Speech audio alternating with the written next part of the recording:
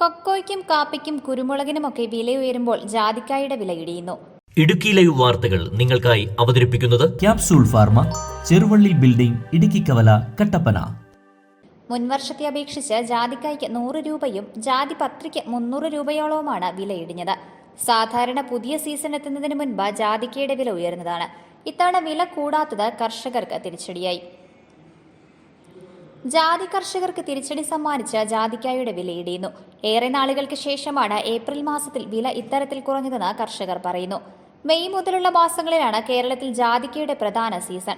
കഴിഞ്ഞ വർഷം ജാതിപത്രിക്ക് വിപണിയിൽ കിലോയ്ക്ക് 1500 രൂപ മുതൽ 2000 രൂപ വരെയായിരുന്നു വില. ഇത് നിലവിൽ 1300നും 1700നും ഇടയിലാണ്.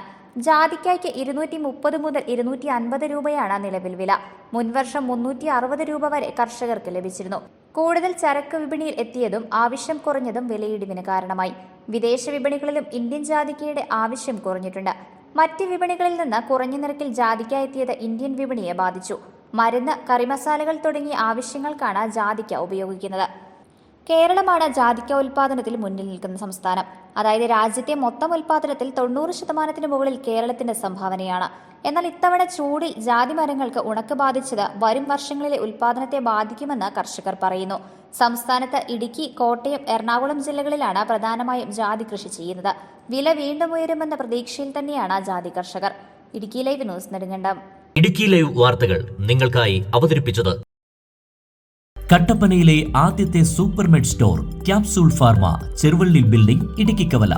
എല്ലാ മരുന്നുകൾക്കും 10 മുതൽ 60% വരെ വിലക്കുറവ്. ബേബി കെയർ, പെറ്റ് കെയർ എന്നിവയ്ക്കായി പ്രത്യേക വിഭാഗം. കോസ്മെറ്റിക്സുകളുടെ വിപുലമായ ശേഖരം. ഹോം ഡെലിവറി സൗകര്യം. വിശാലമായ പാർക്കിംഗ് ഏരിയ. ഇനി മരുന്നുകളെല്ലാം കുറഞ്ഞ വിലയിൽ.